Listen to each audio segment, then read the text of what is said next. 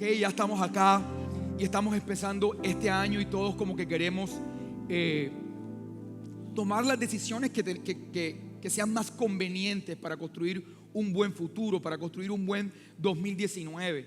Estamos como los primeros meses del año, como cuando estábamos en la universidad o en el colegio, que nos entregan una libreta nueva y nosotros queremos llenar como esa libreta en orden para que no nos pase el caos de las libretas anteriores. No sé si a alguien le pasó eso y a los 3 meses otra vez el caos en la libreta, pero los primeros meses tú eras como intencionado de poner el título en mayúscula y hacer todo como en el orden que debías hacerlo.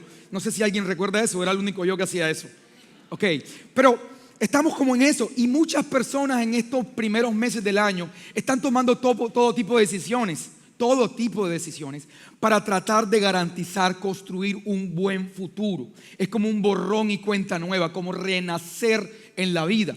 Ahora, desde las 12 de la noche del 31 de diciembre, es decir, los primeros minutos del año, ya habían personas tomando decisiones para construir un futuro. No sé si vieron por ahí en la ciudad personas que salen con una maleta a darle la vuelta a la manzana. ¿Vieron eso? Personas encorvadas. Y es sorprendente ver eso en pleno siglo XXI, en diferentes estratos lo vi. Estamos hablando hoy de la era de la información. Estamos hoy hablando de inteligencia artificial. Estamos hablando hoy de grandes descubrimientos y todavía tú ves en Barranquilla gente con la maleta dándole la vuelta a la manzana. Y es curioso porque yo sé que hay algunas tradiciones que son... Yo creo que se han hecho muy culturales, por lo menos el tema de las uvas. ¿Quiénes se comen aquí las 12 uvas? Bastantes personas aquí con agüeros que se toman esas 12 uvas. Y creo que el tema de las uvas la gente hoy lo hace y se ha vuelto más como parte de la gastronomía, como que hace parte de la alimentación del fin de año. Hay que comerse las uvas porque como que el 31 sabe a esas uvas. Pero la maleta ya es otra cosa. O sea, yo quiero que tú lo pienses por un momento. Esa persona se desprende de la fiesta, se desprende de... Todo el mundo está en ese momento eufórico abrazando a sus hijos, a su familia. Y esta persona está intencionada en desprenderse de todo eso, encorvarse, darle la vuelta a la manzana. ¿Qué está pasando por la mente de esa persona? Mientras va con la maleta a esa hora, todo el mundo lo está viendo en las cuadras. ¿Hay alguien aquí, no quiero ofender a nadie, hay alguien aquí que lleve una persona, una de la maleta? Me gustaría entrevistarla al final. ¿Hay alguien más de la maleta? 2 personas por acá, 3 personas por acá. Wow, mucha gente. No es mi propósito ofenderlos, no es mi propósito. Otra por acá, se están delatando. 2. Lo que necesito que me cuenten es cuánto viajaron este año. Eso necesito saberlo. El asunto es que quizás, mira, hay varias personas aquí que lo hacen, increíble. Y el asunto es que tú podrías pensar, wow, qué ingenuo, y podrías incluso burlarte a una persona y decir qué ingenuo, esta persona lleva 5 años sacando esa maleta y todavía no ha salido del país. Tú podrías pensar eso, pero alguien podría burlarse de ti y decir, esta persona lleva 5 años metiéndose en enero en el gimnasio y nunca ha bajado de peso. O esta persona ha empezado todos los años diciendo que este es el año en que va a prosperar, que este es el año que va a ser empresa y nunca pasa. O personas que vienen todo el tiempo, peor aún, hablando, este es el año en que Dios me va a bendecir. Gente que viene hablando de Dios hace años. No sé si han visto esto ya es más delicado. Gente que hace años está hablando de Dios. Hace años los ves hablando de las cosas que Dios puede hacer por otras personas, pero al parecer no hace mucho por ellas. ¿Han visto eso en algún momento? Es más delicado, porque parece que por momentos todos estamos tomando decisiones, algunas inverosímiles como la gente de las maletas, otras un poco más racionales como los gimnasios que inician en enero. Pero finalmente todas las decisiones apuntan a querer construir un futuro mejor para todos. Todos estamos tomando decisiones que apuntan a que las cosas mejoren este año. Ahora el punto es que muchas de esas decisiones muchas veces no terminan conduciéndonos a donde queremos llegar. Muchas veces el futuro que Dios nos ha prometido es tan grande que ni siquiera sabemos por dónde empezar. ¿Cómo dar pasos hacia unas promesas de Dios que nos sobrepasan? ¿Alguien aquí tiene una promesa de Dios? No quiero que levanten la mano como por levantarla. ¿Tú crees que realmente, pero quiero hablarte a tu corazón, realmente tú crees que tienes una promesa o un sueño de Dios que te sobrepasa? Levante la mano a alguien que lo tenga. Si tú no lo tienes, porque veo que personas no han levantado la mano, todavía no has conectado realmente con el Padre. Porque lo primero que el Padre hace cuando conecta contigo es que te muestra algo que está más allá de tus capacidades. Y entonces tú empiezas a pensar cómo avanzo hacia eso que está más allá de mis capacidades. Tú te vas a encontrar que la Biblia, en el libro de Hebreos, dice que por la fe nosotros entendemos que el universo fue hecho de la palabra de Dios. De manera que todo lo que tú estás viendo, todas estas personas, todas estas luces, todo lo que ves ahora fue hecho. No, ahí no dice eso. Fue hecho de lo que no se ve. ¿Ok?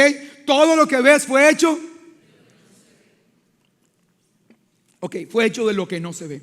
Entonces, por eso es tan importante que este 2019 nosotros abramos los ojos a lo que no se ve. Porque tenemos que cooperar con Dios en la dirección hacia la que Él nos está conduciendo. Y es evidente que Él dice, ahí sabes que el origen de las cosas que yo te voy a entregar, el origen de las cosas, el origen de las promesas que yo te he dado, ese origen está en un mundo que no se ve. Tú necesitas abrir los ojos a lo que no se ve para que puedas experimentar lo que sí se ve en el 2019. Por eso tienes que abrir los ojos este año. Por eso es que esto se llama ojos abiertos. Y si de pronto el concepto de ojos abiertos todavía no te ha quedado claro, yo necesito que tú vayas a nuestro canal y tú puedas ahí mirar los 2 últimos mensajes que publicamos ahí y puedas conectarte con lo que estamos hablando este 2019. Ahora bien, si nosotros queremos saber cuáles son los pasos que entonces hay que dar, porque si no es darle la vuelta a la maleta, si no es meternos en el gimnasio, si no es inscribirnos en un nuevo curso de inglés, de francés, lo que hace todo el mundo en enero, yo pregunto, ¿cuáles son los pasos que hay que dar? ¿Cuáles son los pasos que hay que dar para caminar en la dirección de Dios? ¿Sabes? Vas a encontrar eso en los principios, en el Génesis. Por eso este mensaje se llama Ojos Abiertos, Principios. Porque Dios es el arquitecto principal, el arquitecto más grande que ha existido es el Padre. Y el Padre construyó todo en el principio. Ahora, ahí en el principio tú vas a descubrir cuáles son los pasos que Dios da para construir el futuro. Y yo quiero que nosotros construyamos el futuro de este 2019 dando los mismos pasos que Él dio. Quiero que tú mires cómo es que Dios de la nada construye el futuro. Cómo Él hace para de la nada construirlo todo. Ahorita dijimos, no sabemos cómo llegar hacia donde Dios quiere llevarnos. Claro, porque no teníamos nada a la mano. Cómo de la nada avanzar hacia una promesa y un destino. Vamos a aprender eso de la mano del Padre, viendo cómo Él lo hizo en el principio. Por eso esta mañana o esta tarde, lo primero que quiero hablarte es de cambiar tu ambiente interior. ¿Cómo se llama el primer punto? Cambiando tu ambiente interior. Quiero preguntarles, ¿cuál creen ustedes que fue la primera cosa que hizo Dios cuando creó todo lo que existe, cuando creó el universo? Piensen bien qué fue lo primero que Él hizo. Están súper participativos. Por aquí dicen que hablar. ¿Alguien más? ¿Alguien más? Ok. Lo primero que el Padre hizo fue que puso su espíritu. Él puso su presencia y puso su palabra. Oye bien esto. Su presencia y su palabra que no se pueden ver. Su presencia y su palabra que no se pueden ver. Desataron la luz que sí se puede ver. La presencia y la palabra de Dios que no se pueden ver desatan la voluntad visible de Dios. Siempre que encuentres la presencia y la palabra de Dios junta, esa presencia y esa palabra de Dios tiene la capacidad de producir de la nada lo que sí se puede ver. ¿Estamos claros hasta ahí? Entonces, fíjate que tú vas a encontrar en Génesis que dice que en el principio era la tierra y la tierra estaba desordenada y vacía y el Espíritu de Dios se movía sobre la faz de las aguas y Dios dijo, hágase la luz, su presencia y su palabra. Ahora bien, empezamos por ahí. Antes de dar cualquier paso este año, antes de inscribirte en cualquier cosa, de iniciar un tratamiento, antes de iniciar una empresa, antes de iniciar cualquier proyecto, antes de tomar las decisiones que estás tomando para mejorar tu futuro, antes incluso de levantarte en la mañana y poner el primer pie debajo de la cama, lo primero que tienes que hacer para avanzar en la dirección que Dios espera que tú avances es que tú seas un buen anfitrión de su presencia y de su palabra. ¿Estamos claros ahí? Ahora, ¿qué es ser un buen anfitrión de su presencia y su palabra? No me malentiendas, no creas que ser un buen anfitrión de su presencia y su palabra es rogarle a Dios que su presencia esté contigo. Siempre escuchamos oraciones: Padre, que tu presencia me acompañe. Padre, no me abandones. Padre, que tu presencia me acompañe. Esta oración, Padre, que tu presencia me acompañe, le da a entender al Padre que el Padre se quiere ir y tú tienes que andarlo jalando para que se quede. Y no funciona de esa manera. Algunos dicen: sí, pero es que Moisés, la Biblia cuenta que Moisés le dijo al Padre que yo no voy a ningún lado si tu presencia no va conmigo.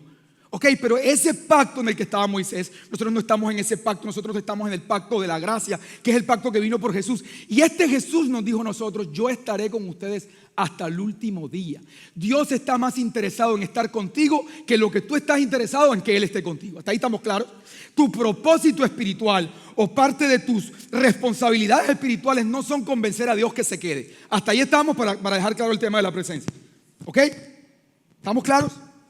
Porque mucha gente gasta mucho tiempo de su oración: llena este lugar de tu presencia, inunda este lugar de tu presencia, lléname de tu presencia, no me abandones. Te gastas ahí media hora haciendo cosas que no tienen ningún sentido porque Dios no se quiere. ¿Estamos claros hasta ahí? Ahora bien, eso no significa que Dios quiera estar contigo, que su presencia está disponible. No significa que tú seas un buen anfitrión de su presencia. ¿Qué es ser un buen anfitrión de su presencia? Quien nos enseña a nosotros lo que es ser un buen anfitrión de su presencia es Jesús. Jesús nos modeló lo que era ser un buen anfitrión de su presencia. Este Jesús vivía en un estado de conciencia permanente de que esa palabra y esa presencia que creó el universo estaba dentro de él. ¿Estamos claros? Él vivía en un estado de conciencia, te lo repito, un estado de conciencia permanente, diario, que esa palabra y que esa presencia que había creado todo el universo habitaba dentro de él, al punto que él decía cosas como: yo no hago nada por mi cuenta. Todo lo que yo digo y todo lo que yo lo hago porque lo escucho del Padre. Es decir, que él ni siquiera actuaba y ni siquiera decía una palabra que no fuera coherente con su realidad interior. De su boca no salía una contradicción de la realidad interior que él portaba. ¿Estamos claros hasta ahí? Porque fíjate, tú y yo venimos aquí, creemos unas cosas, pero estamos allá afuera y decimos todo lo contrario de lo que tenemos adentro. ¿Estamos claros? Tú y yo hablamos de enfermedades, de desgracia, nos va a pasar algo. Todo el tiempo estamos hablando cosas negativas porque nuestras palabras denotan que en realidad no estamos conscientes de lo que está dentro de nosotros. ¿Estamos claros? La Biblia dice: no, este Jesús no, ni decía ni hacía nada que no fuera coherente con su interior. ¿Estamos bien? Ahora mira qué diferencia cómo Jesús vivía su espiritualidad que nosotros. Nosotros venimos un domingo a un lugar como esto y escuchamos hablar de Dios. Tú sales de aquí emocionado: Dios es real. Quizás te erizas con una canción, pasa algo chévere, sientes que fue algo especial. Pero mañana, lunes, martes, miércoles, jueves, viernes, sábado, posiblemente domingo en la mañana, tú vas a estar completamente enfocado en tus problemas, en tus asuntos, en tus responsabilidades, en los desafíos, en las cosas que tienes por resolver, en lo que no tienes a la mano, en tu escasez, en los problemas. Entonces todo tu enfoque está en lo que no tienes. Y vives una vida reaccionando hacia la necesidad. Usas la espiritualidad del domingo como un paliativo para minimizar el peso de la vida. Y entonces la espiritualidad se convierte para ti en otra cosa más de las tantas que haces, como la clase de piano, como la clase de música, como el gimnasio, como la visita a la novia, y voy a la iglesia el domingo. ¿Estamos claros? Esta no era la manera de Cristo, esto es una manera religiosa. Y nosotros tenemos una tendencia a vivir así por nuestro pasado religioso. Nosotros tenemos una tendencia de que Dios significa santificar la fiesta. ¿Qué es eso? Si yo voy el domingo a la iglesia, yo estoy bien y todo está arreglado. Que me pasen lista y estamos contentos. ¿Estamos claros? Esa cultura nos ha hecho mucho daño. Nosotros tenemos una espiritualidad de cajón y de fin de semana. No, este hombre vivía en un estado de conciencia permanente. Escúchame. Él no reaccionaba ante los desafíos de la vida. No vivía su vida reaccionando ante los problemas, los desafíos y las necesidades. No, él vivía en un estado de conciencia total, del dominio de Dios total sobre toda situación. Era tal su estado de conciencia que donde quiera que él iba, esta palabra y esta presencia, ¿qué es lo que hacen esta palabra y esta presencia? Lo expliqué al principio. Esta palabra y esta presencia que no se ven tienen el potencial de desatar, de liberar la voluntad visible de Dios. Lo dijimos ahorita, ¿cierto? Era tan el estado de conciencia de este Jesús que donde quiera que él estaba, esa palabra y esa presencia se liberaba la voluntad visible de Dios en su alrededor. Por eso donde él estaba, la atmósfera cambiaba. Imagina tú que llegues a un lugar que tu espiritualidad pase de ser que vienes el domingo y te dicen: ánimo, todo va a estar bien, Dios es real, ánimo, ánimo. Esa es la espiritualidad de santificar la fiesta. Que cambia esa espiritualidad por el hecho que donde tú llegues, liberes la voluntad ostensible de Dios y cambies la atmósfera del lugar para que el reino se manifieste. Son dos cosas distintas. ¿Estamos claros ahí? ¿Sí me estoy haciendo entender? ¿Estamos claros? Entonces fíjate, este tipo de espiritualidad o esta manera de entender la fe o esta manera de conciencia de Jesús hacía que él, en el ambiente en el que estuviera, liberara la voluntad de Dios. Por ejemplo, yo no te imagino a ti liberando la voluntad de Dios, por ejemplo, en la hora loca de un matrimonio. Imagínate tú la hora loca de un matrimonio. Piensa por un momento. Yo creo que tú en toda tu vida, que hay gente de 30, 20, 25 años, yo creo que tú en toda tu vida, en tu existencia, en todos los matrimonios que has ido, jamás en la hora loca has pensado en Dios. Yo no te imagino a ti en un palco en carnavales pensando en el Padre, en el Hijo y en el Espíritu Santo.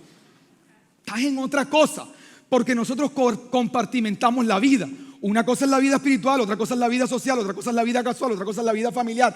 Este Jesús no, él estaba en un matrimonio, estaba la gente bailando chévere, la hora loca, él estaba viendo el matrimonio, él estaba disfrutando el matrimonio, por cierto. Hay que quitarnos esa mentalidad religiosa. Él estaba disfrutando el matrimonio, tomándose un vino con sus amigos en medio del contexto, y óyelo bien, se quedaron sin vino.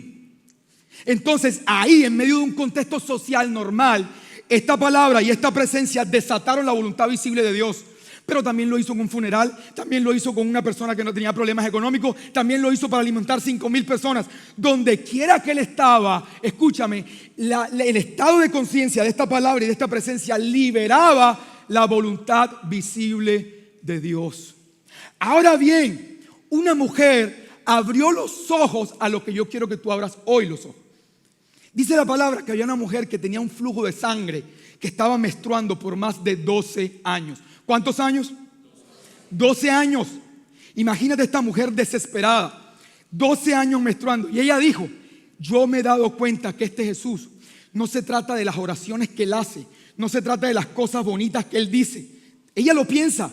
No se trata oye, que es que él hace unos rezos y él tiene una forma particular de orar. No, ella se dio cuenta que no era lo que Jesús hacía, era lo que Jesús liberaba.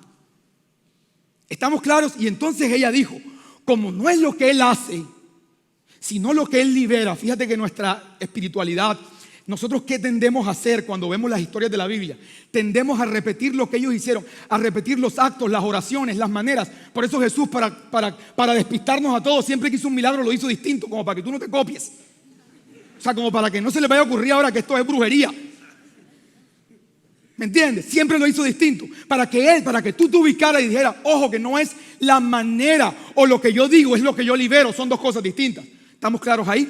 Entonces Jesús, esta se da cuenta y dice, hey, este man siempre que lo veo haciendo un milagro lo hace diferente. No es lo que él hace, es lo que él libera. Si es así, si yo solo tocare su manto, seré sanado. Y dice la mujer, que era una mujer que además era... Por estar menstruando, era una mujer que era rechazada por la sociedad, era impura y no podía tocar a nadie. Se mete en medio de la multitud violando la ley, toca el manto de Jesús. Y Jesús era tan consciente. ¿De qué era consciente? Son dos cosas, pero rápido. La palabra y la presencia que habitaba en él. Él era tan consciente de esa palabra y de esa presencia, de ese poder que había hecho ¿qué? El universo, que cuando ella lo tocó, él se dio cuenta que salió poder de ella y de él. Imagínate el estado de conciencia. Que tú sepas que alguien te toca y saca de lo que hay de Dios dentro de ti. Y entonces hay miles de personas empujando a Jesús. Dice que está más o menos como en una cumbiamba de estas del carnaval. Está metido entre una multitud de gente. Lo está tocando todo el mundo. Y él dice, ¿quién me tocó? ¿Cómo así quién te tocó? Claro, todo el mundo, ¿de qué estás hablando, Jesús? ¿Estás loco? ¿De qué estás hablando? Sí, porque salió poder de mí. Ahora bien, ¿quién le enseñó a esta mujer? ¿Dónde estaba la teología que enseñaba que si tú tocabas el manto de alguien ibas a ser sanado? ¿Dónde estaba? ¿Dónde lo aprendió? ¿Quién se lo enseñó? Ella empezó a redescubrir su espiritualidad como lo estamos haciendo aquí, como lo estamos haciendo en esta comunidad. Ella empezó a explorar, escúchame, a partir de la bondad de Dios. No acomodándose al sistema religioso que le había enseñado por años cómo funcionaban las cosas, sino en que empezó a abrir los ojos a una manera distinta de percibir la espiritualidad. Y eso hizo que ella tomara riesgos en la fe. Ella exploró. Fíjate qué diferente. Nosotros siempre hacemos oraciones tratando de mover a Dios. Y siempre estamos todo el tiempo, lo hemos hablado. Señor, porque por ahí dicen, la fe, lo único que tú necesitas para que Dios se mueva es... Eso es mentira. Eso es mentira, porque entonces tú eres más bueno que Dios. Y entonces todo el tiempo estamos tratando de mover a Dios. Pero la fe no es mover a Dios. La fe es apropiarse de la bondad de Dios. La fe es apropiarse de la que Dios ya hizo. Y escúchame, esa fe solo va a explorar donde crea que Dios es bueno. Por eso es importante el contexto donde se habla acerca de la bondad de Dios. Siempre va a ser importante. Entonces estamos aquí y esta mujer dice, yo no necesito moverlo a que Él me sane. No necesito mover a Dios. Yo lo que necesito es apropiarme de lo que Él libera. Y esa es la nueva manera de ver la espiritualidad de nuestra perspectiva. Yo necesito es apropiarme de lo que Él libera, y ni siquiera le pidió permiso, lo tocó y quedó. Ahora bien, a partir de ese momento vas a ver ahí en el libro de Mateo que la perspectiva de la espiritualidad cambia para un grupo de personas. Un grupo de personas siguieron con su Señor, hazme tú dime las palabritas esas que tú dices para sanar.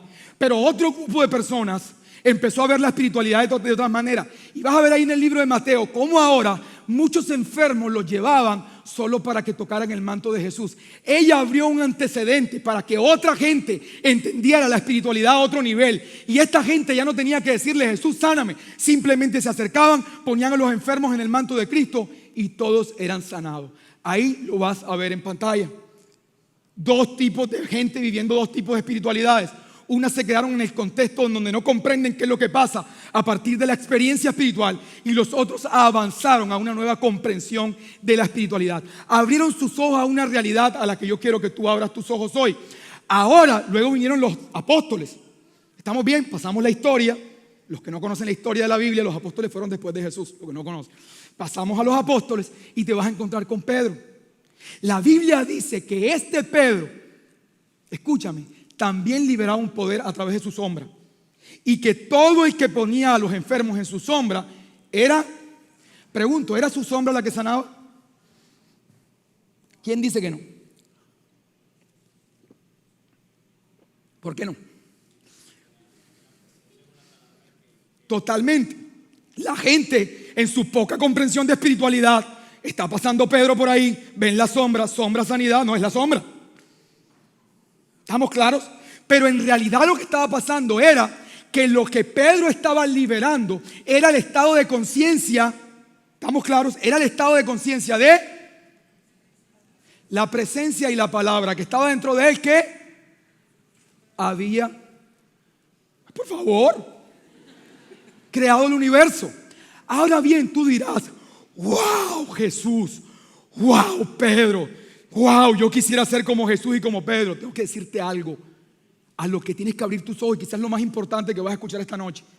Ya tú eres como Jesús y como Pedro, y hace años desde que naciste vienes liberando algo. Tu vida es el resultado de lo que has venido liberando desde que naciste, sea el estado de conciencia del reino del cielo y de la presencia de Dios, o un estado de conciencia de tus problemas, tus preocupaciones, tus limitantes. Tú has construido una vida desde lo invisible. Tu interior ha desatado en tu exterior lo que hoy es tu realidad. Aunque tú creas y ponderes lo que hizo Jesús y Pedro, lo que no te has dado cuenta es que todos liberamos la sombra. Escúchame, nuestra sombra libera aquello que nos cubre. ¿Qué te cubre? Una perspectiva de problemas, una perspectiva, ¿sabes?, de resentimiento con la gente que te dañó en algún momento. ¿Qué te cubre? Una perspectiva de temor a la enfermedad, de temor al mundo, de temor a fracasar, una sensación de pérdida. Eso que te cubre será la sombra y será lo que liberes en tu entorno, y va a ser determinante en cuál es tu realidad. ¿Estamos claros hasta ahí? Por eso el libro de Números dice, mira lo que dice el libro de Números. Dice, Jehová, el Padre, dice, haga resplandecer su rostro sobre ti. Y yo te pregunto, ¿qué refleja tu rostro hoy? No sé qué día es hoy, 20 de enero.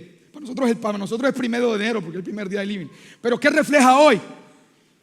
¿Qué refleja tu rostro? Refleja, ¿sabes qué? La convicción de la palabra, de la presencia que domina sobre toda situación. ¿O tu rostro refleja hoy la preocupación, la necesidad, el problema, la depresión, la angustia? ¿Qué es lo que refleja tu rostro?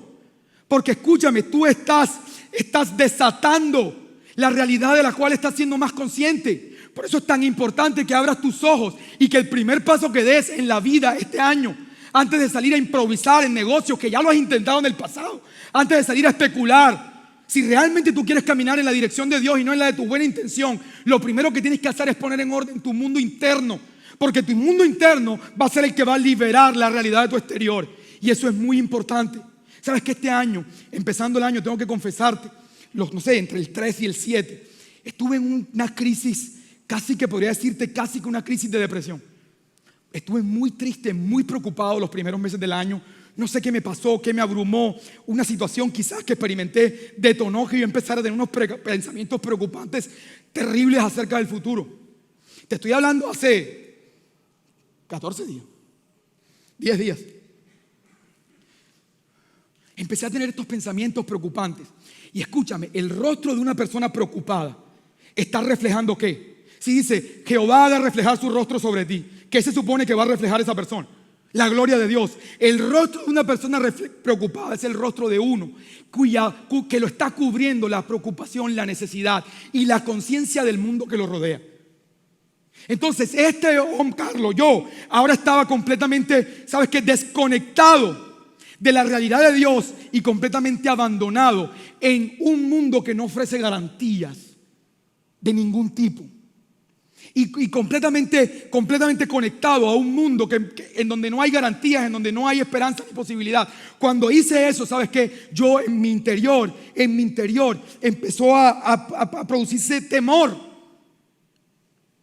Y entonces yo le dije al Señor, orando, Señor, hoy es 3 de enero. Mira cómo yo estoy. Estaba en mi casa encerrado, me sentía muy mal. Tú me has enviado a mí a dirigir esta comunidad. ¿Cómo yo voy a dirigir una comunidad sintiéndome así? Estoy muy mal, Padre. Me acuerdo, estaba sentado en el baño. Estoy muy mal. Y sabes que me acuerdo de la respuesta que Dios le dijo a Moisés cuando Dios envió a Moisés. Moisés le hizo la misma pregunta. Dios le dice, vas a hacer esto, vas a hacer lo otro. Y Moisés le dice, ¿y quién soy yo? Lo mismo que estaba diciendo. ¿Y quién soy yo para dirigir esta comunidad como me siento? ¿Sabes qué respuesta le dio Dios? Dios no le dijo, tú eres Moisés, vives en tal dirección. ¿Sabes qué le dijo? Mi presencia irá por ti. Mi presencia irá contigo. No importa cómo tú te sientes, no importa si te sientes incapaz, no importa si cometiste errores, si por un momento te desconectaste, si en el 2018 te perdiste, si tú reconectas con la presencia y con la palabra, tú vas a avanzar hacia el destino que Dios tiene para ti. Porque entonces cuando tú reconectas con la presencia y con la palabra, el cielo vive dentro de ti y ese cielo tiene la capacidad de crear el destino que Dios ha preparado y que te ha prometido.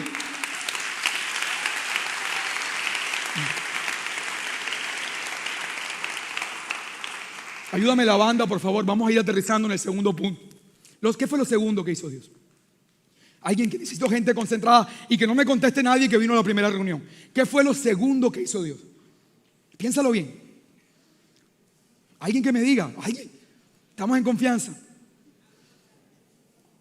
No, alguien dijo por allá, habló. Dijimos su palabra y su presencia. Eso ya lo hizo. ¿Ok? ¿Qué fue lo segundo que hizo Dios? ¿Qué? No, su palabra y su presencia detonaron la luz. Su presencia estaba sobre la faz de las aguas y la palabra que él lanzó fue, sea la luz. Y eso detonó la luz. ¿Qué hizo después? ¿Ah? No, literal. ¿Qué hizo después? Literal. Oye, pero tenemos que leerlo en la Biblia. Separó la luz de las tinieblas. Separó la luz de las tinieblas. Amigo, quiero que empecemos con algo.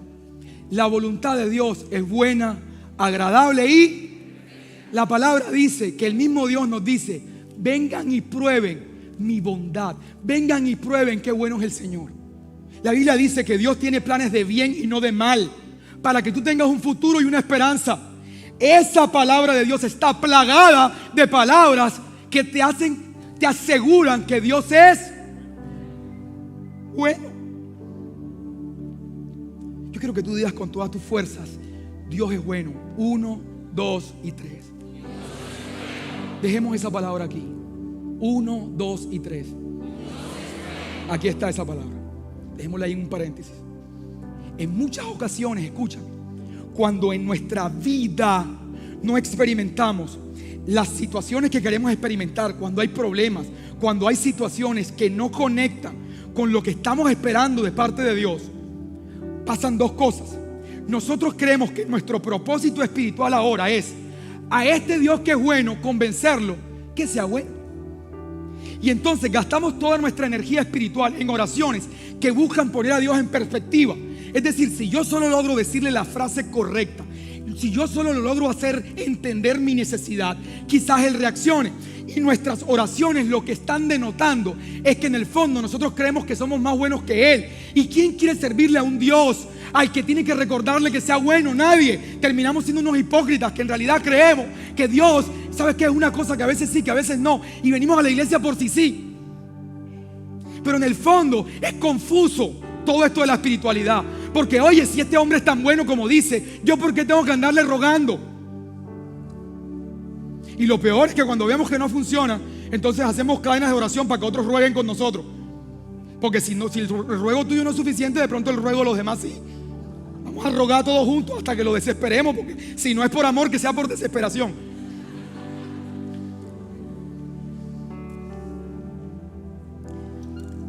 Lo segundo, cuando un asunto no se manifiesta y no hay explicación, es que te dicen es que falta fe. En las comunidades que no predican que Dios envía situaciones adversas para sacar lo mejor de ti, en el peor de los casos, la explicación es falta fe. Falta fe. Escúchame. Antes del nuevo pacto, por el corazón endurecido del mundo, las personas tenían una perspectiva distorsionada acerca de quién es el Padre. Jesús no solamente vino a salvarte, Jesús también vino a revelarte la bondad y el favor de Dios. Jesús vino a que tú cambiaras la perspectiva de quién era el Padre, para que lo dejaras de ver como lo veías en el Viejo Testamento, que abría la tierra y se tragaba gente, que mandaba ejércitos a que acabaran otros ejércitos, que morían niños, que morían familias, que un Dios que no le pasaba ni una a nadie. Porque si tú lees el Viejo Testamento sin la comprensión de lo que Jesús hizo, la impresión que te va a dar acerca de Dios te va a dar más miedo. Y mucha gente ni siquiera entiende esto y creen y confunden a un Jesús por un lado dando amor y un Dios abriendo un hueco y tragándose gente por el otro. Y esta mezcla en la cabeza no hace que la gente pueda dar pasos sostenibles hacia una comprensión de quién es el Padre. Entonces este Jesús ahora viene y viene Él con su propia vida y su propia carne a revelar quién era el Padre. Porque el Padre es, a pesar que el Padre es bueno y a pesar de que Jesús tenía su fe al 100%, o dudamos de que Jesús tenía su fe al 100%, a pesar de eso, hubo situaciones donde esta bondad de Dios tuvo dificultades para manifestarse. Uno de esos ejemplos es Jesús estando en una región que se llama Betsadia. ¿Cómo se llama la región? Betsadia. Dice que estaba Jesús ahí en Betsadia y entonces le traen a un ciego y Jesús oye bien lo que hace. Normalmente nosotros creemos que Jesús iba a sanar como sanaba a los otros ciegos. Siempre Jesús, ¿qué hacía? Daba una palabra. ¿Es o no es? Lázaro, levántate, sal de ahí, demonio inmundo. Siempre daba una palabra y fuera. Pero en esta oportunidad dice la palabra que Él tomó a este ciego de la mano y camina con él y lo saca del pueblo. No sabemos cuánto caminó con el ciego, si caminó 1 hora, si caminó 2 horas, si caminó un día. No sabemos, solo sabemos que esta vez este hombre lo tomó por la mano y lo sacó de aquel lugar. Cuando estuvo fuera del pueblo, entonces dice que escupió sobre los ojos de este ciego y le preguntó: ¿qué ves? Y entonces el ciego le dijo: yo veo como unos hombres, pero es que ellos se parecen como unos árboles. Y Jesús dice que volvió a poner sus manos sobre él. Y cuando volvió a poner sus manos sobre él, este hombre vio con claridad. Pasaron 2 cosas que jamás habían pasado. La primera vez que Jesús le pregunta a alguien acerca de los efectos de su oración. ¿Cuándo tú hayas visto a Jesús? Hey, Lázaro, ya te levantaste.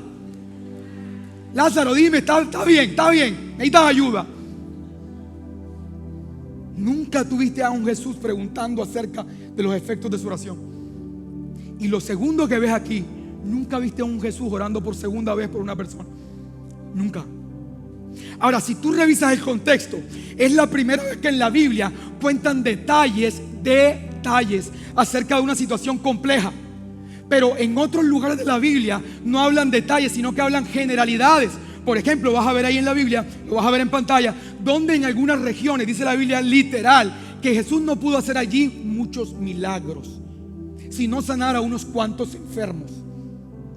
Quiere decir que la bondad de Dios estaba ahí, la fe de Jesús estaba ahí el 100%. Y a pesar de que estaba la bondad, y a pesar de que estaba la fe de Dios, por alguna razón en algunos escenarios, a pesar que Dios quería, a pesar que Dios es bueno, y a pesar que estaba la fe, no se pudo manifestar esa voluntad visible de Dios.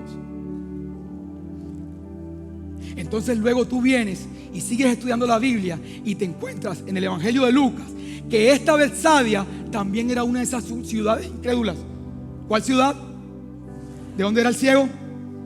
Vamos a ver lo que dice de Betsadia ahí en el Evangelio de Lucas. 1, 2, 3.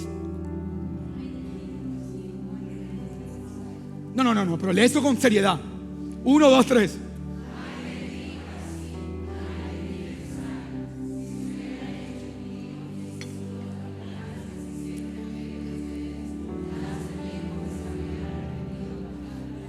Resulta que esta Betsadia era una tierra de esas donde había incredulidad.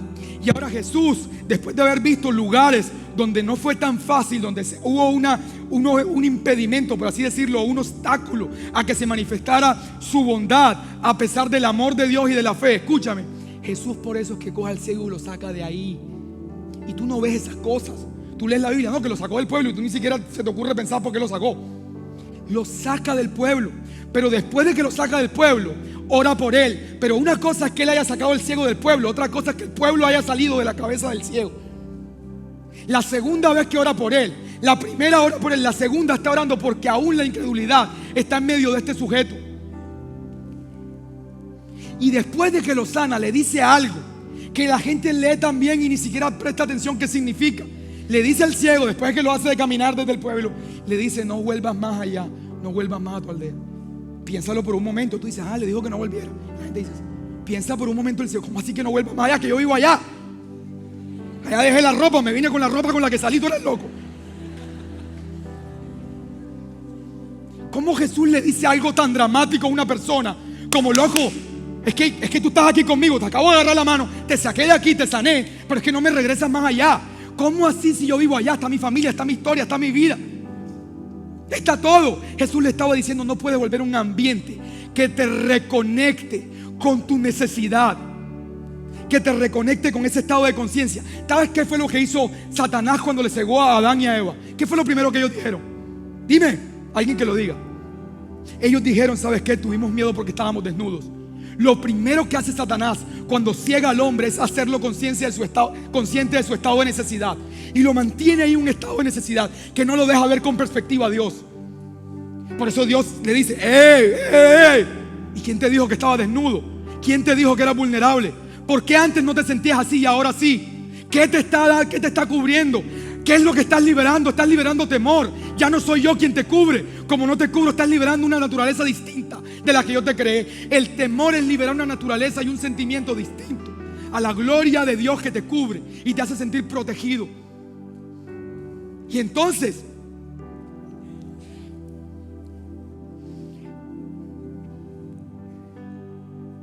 está este ciego y esta situación. Y Jesús hizo exactamente lo mismo que hizo Dios en el principio.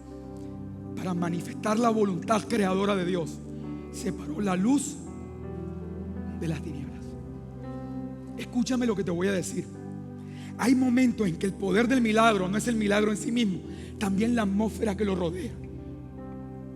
Y sabes, yo creo que tú debes este 2019 separar toda atmósfera de incredulidad, de negativismo, de fracaso, de pérdida, de resentimiento.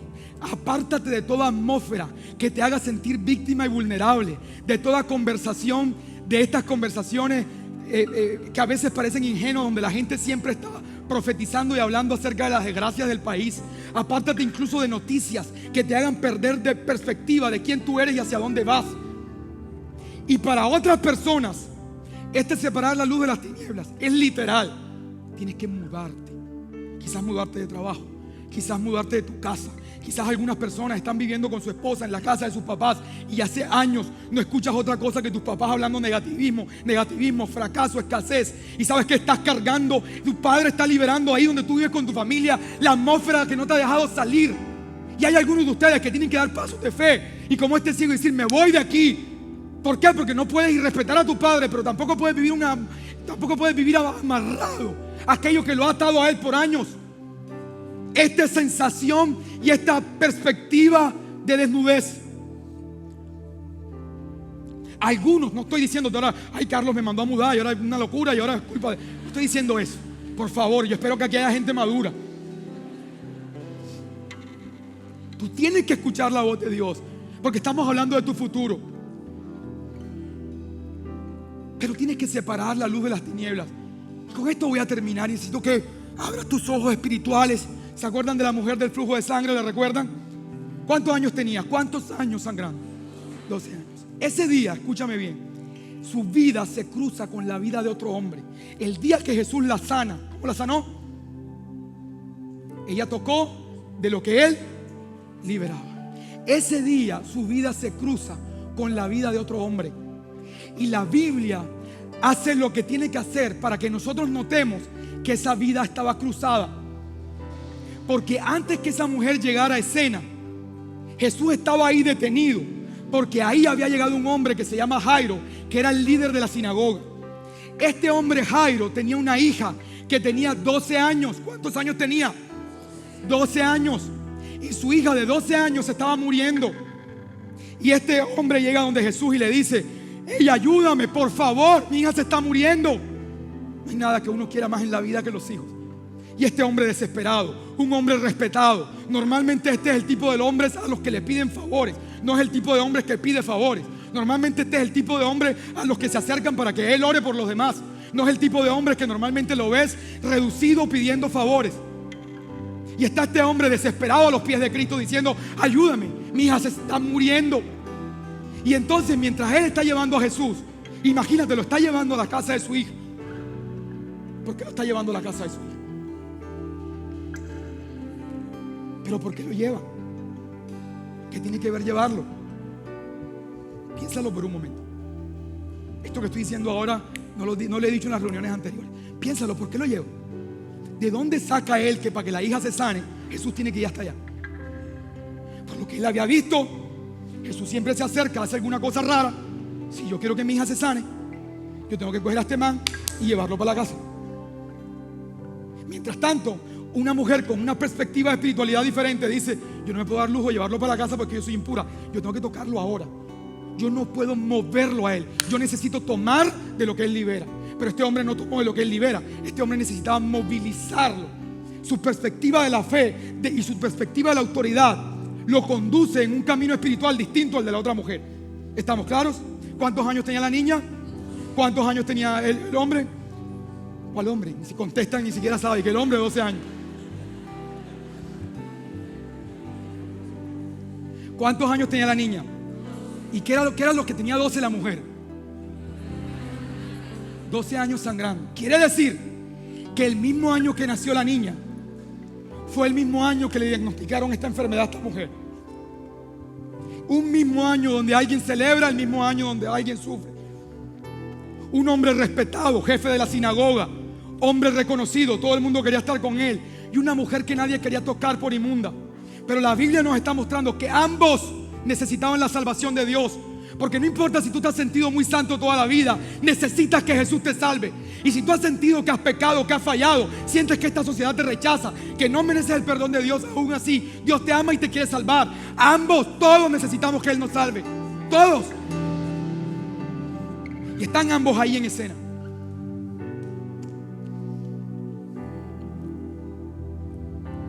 Y entonces esta mujer toca a Jesús.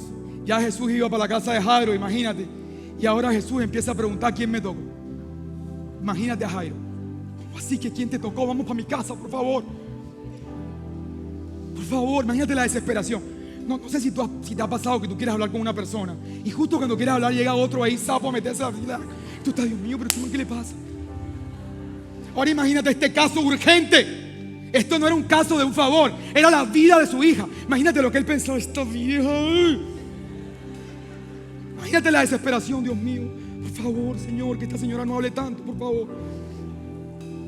Y Jesús ahí, ¿quién me tocó? ¿Pero de dónde? Y entonces pasó demasiado tiempo. ¿Por qué pasó demasiado tiempo? Por dos cosas. Una, porque ella lo tocó. Dos, porque el tiempo estaba asociado al desplazamiento de Jesús. ¿Estamos claros hasta ahí?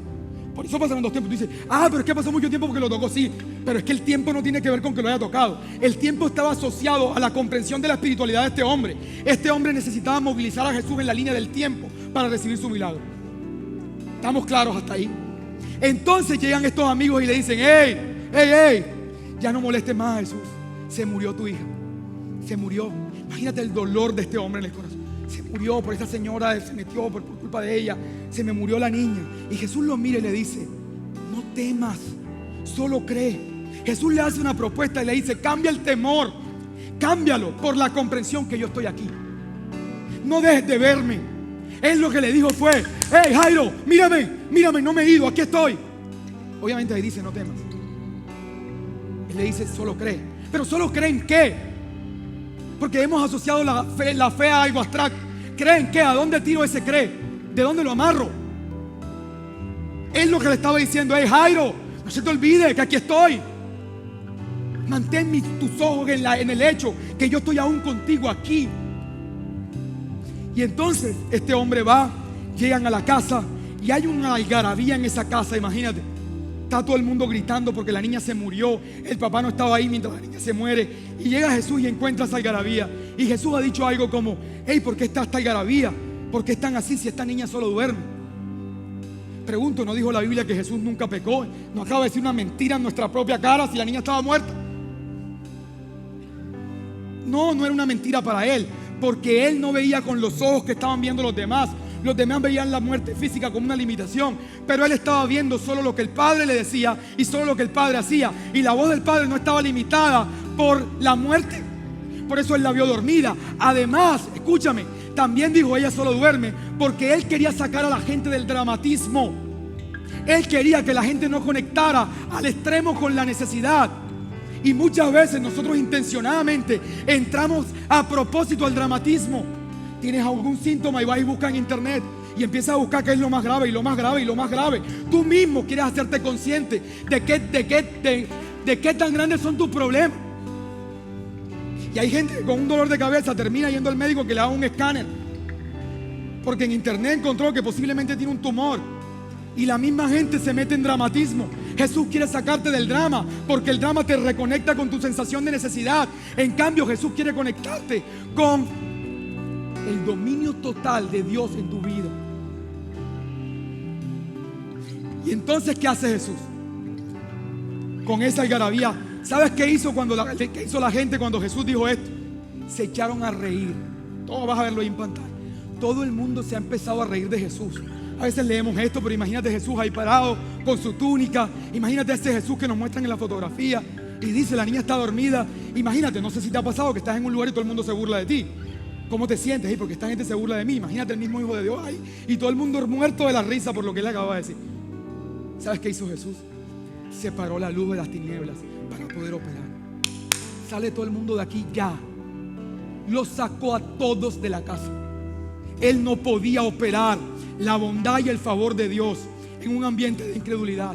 Ya había pasado en Galilea, ya había pasado en otras regiones donde esta atmósfera había impedido el poder de Dios. Él no podía darse el lujo de que volviera a pasar. Y entonces llega y dice, salga todo el mundo de este cuarto. Y solo quedaron ahí la mamá y el papá de los niñitos y los discípulos que lo acompañaron. Y entonces le dice a la niña, levántate. Y la niña se levanta. Pero escúchame, tú y yo solo vemos el poder de Dios, pero no vemos los pasos que Él dio. Tú no viste nunca cuando cogió al ciego y lo sacó del lugar. Nunca viste cuando cogió a la gente y la sacó del cuarto. Pierdes de perspectiva que antes de Dios obrar en el mundo de lo visible, primero separa la luz de las tinieblas. Y tienes que aprender a hacer eso. Ahora, ¿qué representa el número 12? El 12 representa la autoridad y el gobierno de Dios. 12 fueron los discípulos de Jesús. 12 fueron las tribus de Israel. representa el gobierno y el poder de Dios. Y él estaba diciendo, no sé si fueron 12 años de una larga enfermedad o si tienes cualquier otro tipo de situación, cualquiera que se expone al gobierno, al dominio, a la autoridad de Dios, recibirá el reino de los cielos, recibirá el favor y la respuesta que está buscando. Y si tú viniste hoy con un problema, no sé cuántos años tienes, no sé qué tipo de situación, pero si tú la expones al dominio, a la autoridad y al gobierno de Dios, el mismo Jesús va a liberar en ti la libertad aquí y ahora.